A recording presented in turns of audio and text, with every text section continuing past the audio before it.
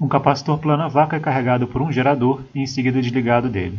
Então ele carregou, já está lá carregadinho, né? Já atingiu lá a sua DDP,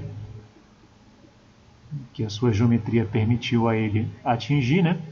E aí então ele foi desligado. Daí, após isso, você vem e coloca uma placa de um dielétrico, né?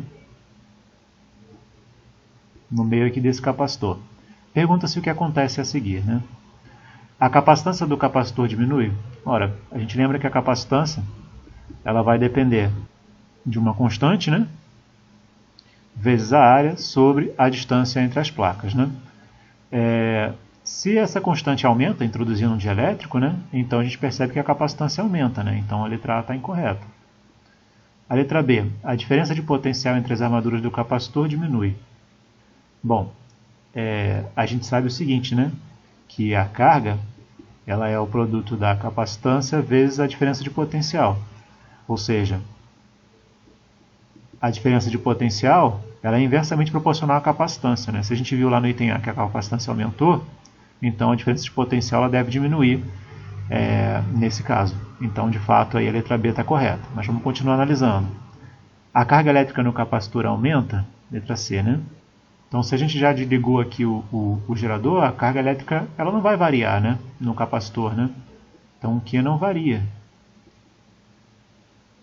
nesse problema, né? Então, a letra C está incorreta. Então, isso foi até uma das perguntas que o pessoal fez na internet. Por que essa questão é diferente da anterior, né? Da número 9? Na anterior, o capacitor estava carregando, né? Então, a quantidade de carga no capacitor estava aumentando. Nesse exercício, o capacitor ele já está carregado, ou seja, a quantidade de carga não vai aumentar, né? Ela vai se manter constante. Então, por isso que a letra C está incorreta aí nesse item, né? O D diz o seguinte: a intensidade do campo elétrico entre as armaduras do capacitor aumenta, né? Bom, a intensidade do campo elétrico depende da diferença de potencial e da distância que existe entre as partes do capacitor, né? A gente sabe que a distância entre as partes do capacitor não varia, né?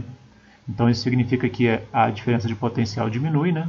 Se a diferença de potencial diminui, o campo elétrico também diminui. Então essa aí está incorreta.